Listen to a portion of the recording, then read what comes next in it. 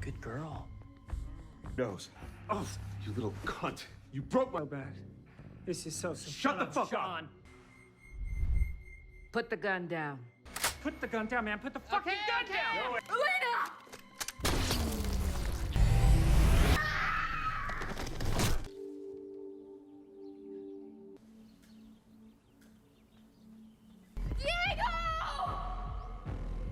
Life had never cut Becky a break. From the time she was a kid, things went downhill fast. Her father, the only steady rock she had, was killed right in front of her by some lowlife named Dominic. That moment rewired her completely, like somebody flipped a switch inside her. After that, she was tossed into the foster system, bounced from house to house like an unwanted package nobody knew what to do with. And it didn't matter how many people tried to act kind or how cozy the homes looked. Becky wasn't fooled for a second. Every smile, every "we care about you" felt fake to her. She would put on a mask when needed, play the part of the sweet little foster kid, but inside she was a storm. She hated their rules, hated their fake warmth, hated the system altogether. So instead of letting herself get trapped, she ran.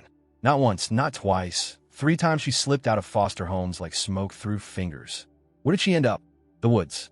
Some kids dream of city lights or big adventures, but Becky's escape was the wild. Out there, she didn't have to deal with pity looks or fake hugs. She learned quick how to survive on her own, setting up little traps, carrying blades, teaching herself to never let her guard down, not even for a second. Once you watch your dad get murdered, trusting anyone becomes impossible. Every sound in the trees made her alert. Every shadow could mean danger. But that's how she wanted it. Being paranoid meant being alive. After a year of living rough, Becky crossed paths with an older woman named Elena. Most people avoided Elena because she was grumpy, blunt, and clearly done with society. But that's exactly why they clicked. Becky didn't want love or fake mothering, and Elena didn't offer any. They just coexisted. 2 people who thought the world was rotten and didn't want it knocking at their door. It was simple. No drama, no obligations, just survival and silence. For Becky, that was the closest thing to peace she'd ever had. Still, peace doesn't pay for groceries or keep the lights on. So Becky, despite her hate for people, picked up a job waitressing at a diner in town. Every day, there was a new test of patience. Old men complaining their coffee wasn't hot enough. Women demanding gluten-free toast. Teenagers leaving crumbs and no tips. She played along because she had to, but inside she was constantly fighting the urge to slam plates on someone's head. One regular, a cranky old man, once whined that his toast should be made from wood imported from Indonesia. Becky's imagination went wild. In her head, she flipped the whole table onto him and walked out laughing. But on the outside, she just gritted her teeth, kept that fake smile, and carried on. Barely. Back at home, her and Elena's talks weren't like normal family chats. No gossip, no cheerful "how was your day?" They went dark. Conversations about pain, about life not being fair, about the violent night 2 years earlier when Becky had taken down Dominic and 3 of his criminal buddies. Elena sometimes stared at her differently, wondering if maybe Becky was more dangerous than she let on. "You ever think you might be a psycho?" Elena once asked, half serious. Becky just shrugged, calm as ever. "I did what I had to do. It wasn't crazy. It was payback." For Becky, revenge wasn't evil. It was justice. Then one night the radio dropped news about some group stirring chaos in the area.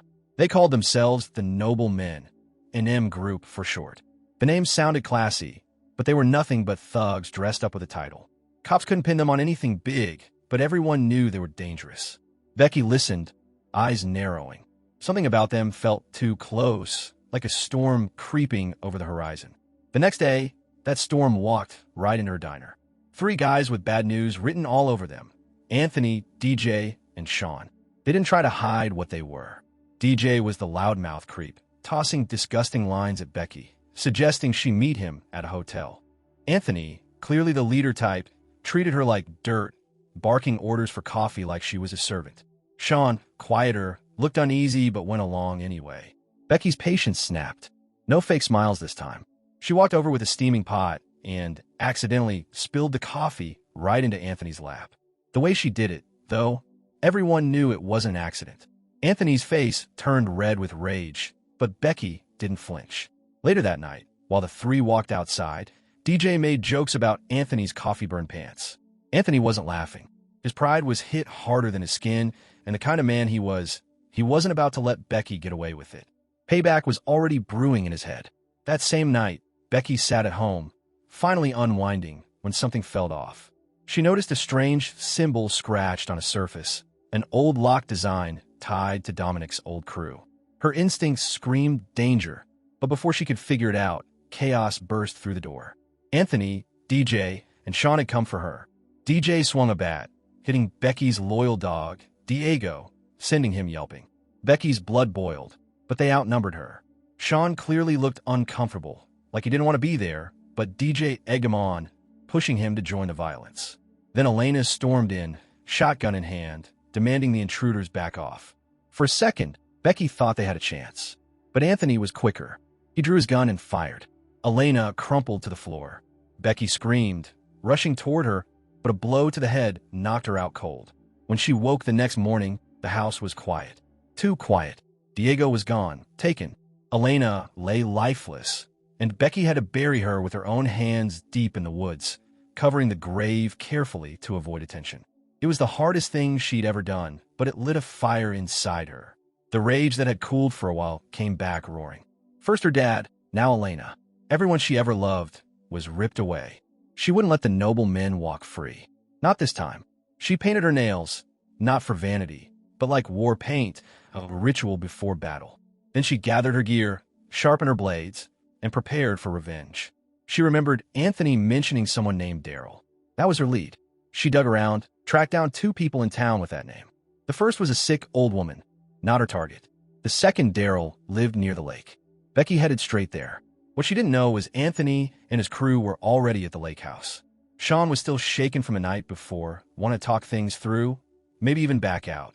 But Anthony mocked him, crushed any thought of weakness. They went to meet Daryl, the actual leader of the NM group. He wasn't alone. His right-hand man, Twig, shadowed him like a guard dog. Daryl wasn't the type to trust easily. He questioned Anthony about the dog, about what really happened the night before. Anthony spun lies, saying their car broke down and they just happened to find Diego wandering. Daryl's eyes narrowed, not fully convinced. But while all of them argued, none of them had a clue that Becky was already inside. Slipping through shadows, quiet as a ghost, she was watching, waiting, learning their layout. She'd lost everything that mattered, and now the only thing left was vengeance. And Becky? She was damn good at vengeance. While Becky was sneaking around Daryl's creepy little hideout, hunting for dirt on him and his crew, things took a turn she didn't expect. She just crawled under a bed when Daryl himself marched into the room with Sean trailing behind him. What followed wasn't just small talk. It was the ugly truth spilling out in real time. Sean, still pretty fresh in the Nobleman gang, thought he'd joined some edgy activist group, maybe the kind that waved flags and yelled slogans at city council. He couldn't have been more wrong. Daryl sat him down for the real story, like some twisted mentor moment. Out came a ragged notebook packed with names. Politicians, business leaders, rich donors who were quietly backing the Nobleman. Not for peace, not for reform, but for chaos. Daryl didn't sugarcoat it either. He laid out the group's plans to stir up violent protests targeting a politician named Hernandez. He even had a grotesque statue of Hernandez in the room, like some voodoo idol he prayed to. Sean's stomach dropped. It finally hit him. He wasn't part of some bold movement. He'd fallen into the lap of full-blown extremists. Sean's voice shook when he tried to push back, but Daryl's stare cut him down quick. Calm, threatening, almost fatherly in a terrifying way. Leave us, and you're dead. That was the deal. Sean wasn't a free man anymore. He was trapped. When the coast was clear, Becky slithered out from under the bed. No hesitation. She pulled out her phone, snapped photos of every incriminating page, and pocketed a flash drive sitting on the desk. Jackpot. That drive held files on the group's wealthy backers. Hard proof. But Becky didn't stop there. She snooped further, tracking Daryl to his storage unit. The sight nearly knocked the wind out of her. Racks of rifles, boxes of gas masks, bundles of explosives stacked like groceries. This wasn't just some gang with attitude. They were gearing up for war, and the target was City Hall. Back at the house, Daryl and his crew were clinking glasses, celebrating their great cause. A knock at the door interrupted the party. Daryl opened it, and there it was, Becky's phone, lying on the porch like a calling card. A chill ran through the room. DJ went pale. Anthony panicked. Sean just froze. Anthony eventually cracked and spilled the truth. He admitted they'd killed Elena and that they had Becky's dog. To smooth things over, he offered to set up a peaceful meet with Becky to return Diego. But Becky? She wasn't dumb enough to fall for that act. She was already outside, hidden in the woods, watching. When Anthony crept out to play peacemaker, he fell right into one of Becky's classic traps. A massive hole dug with borrowed heavy machinery. He landed hard. Becky didn't finish him quick. Oh no. She wanted him to sweat. She gagged him, tied him, and wired up a sick little contraption so that if someone opened Daryl's front door, a rig gun would fire. Not long after, Daryl opened the door. Bang! The trap worked like a charm. Anthony's time was up. Sean's nerves finally shattered. He blurted out that he wanted nothing to do with this madness anymore. But Daryl wasn't in the business of letting people walk away. He snapped. With brutal force, he turned on Sean, beating him down until he stopped moving. Just like that, Sean was gone. Another casualty in Daryl's cult of violence. DJ, watching wide-eyed, realized he was shackled to Daryl now. No escape. Twig, Daryl's loyal muscle, stepped outside, weapon ready, trying to track Becky's scent. That's when Becky made her move. She called Daryl directly. Calm, sharp, like she was the one in control now. She told him she had the flash drive, the one that could burn his whole empire down. Daryl went red with rage and barked at Twig to finish her. Twig didn't get far. Becky loosed an arrow into him, hitting hard. Daryl yanked it out, trying to keep his man alive, and Twig pressed forward, bloodied but stubborn. Becky lured him into the weapon's bunker, the same stash she'd seen before. Once he stepped inside, she slammed the door shut and tossed in a smoke bomb.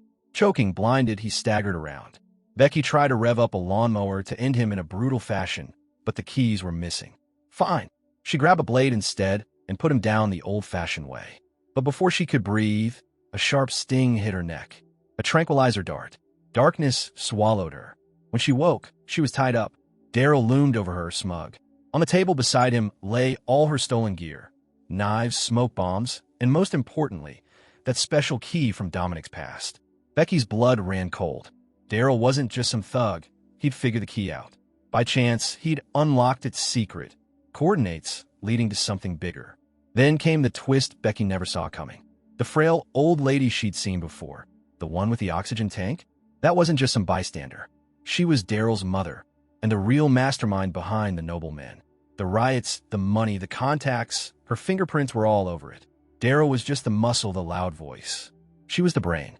Becky refused to hand over the flash drive. But when Daryl threatened Diego, she faltered. That dog was her last piece of family. Daryl loosened her restraints, smugly thinking he had her cornered. Wrong move. The second Becky's arms were free, she lunged. She sprayed a can of chemical nastiness into Daryl's face, blinding him, then turned and drove a knife straight into the old woman. Daryl's scream was primal, the kind that comes when your whole world collapses in an instant. He went berserk, charging after Becky into the forest. But the forest was Becky's turf. She'd lived there, breathed it, learned it. She led him straight into her final trap. A concealed snare, sharpened spikes, the works. Daryl stumbled right into it, and in seconds, the leader of the noblemen was finished. The aftermath wasn't what Becky expected. Instead of just walking away, she found herself in a stark interrogation room. Across the table sat Agent Mary, a government official who'd been watching from the shadows. Mary laid it out. That flash drive Becky had risked her life for contained proof that several supposed public servants were secretly funneling money to the noblemen. Fake faces in government, bought and paid for. Becky had blown the lid off something huge. Mary didn't scold her, didn't lecture her. Instead, she made Becky an offer that sounded like pure madness. Join the CIA. Becky, the angry foster kid who lived in the woods, as their youngest recruit ever. Her first assignment? Hunt down DJ, the coward who had slipped away in the chaos. Oh, and crack the deeper mystery of Dominic's key. It didn't take long for Becky to find her target. DJ was stranded on the roadside, cursing at a broken-down car. He looked up, and there she was, Becky, rolling up in sleek government wheels, dressed head to toe in CIA gear. For a split second, DJ thought maybe he could talk his way out. Then he saw the weapon she was carrying, a full-on bazooka. She grinned, fired, and DJ's car exploded in a fireball. Becky just smirked at the flames. One chapter closed, with one final, thunderous boom.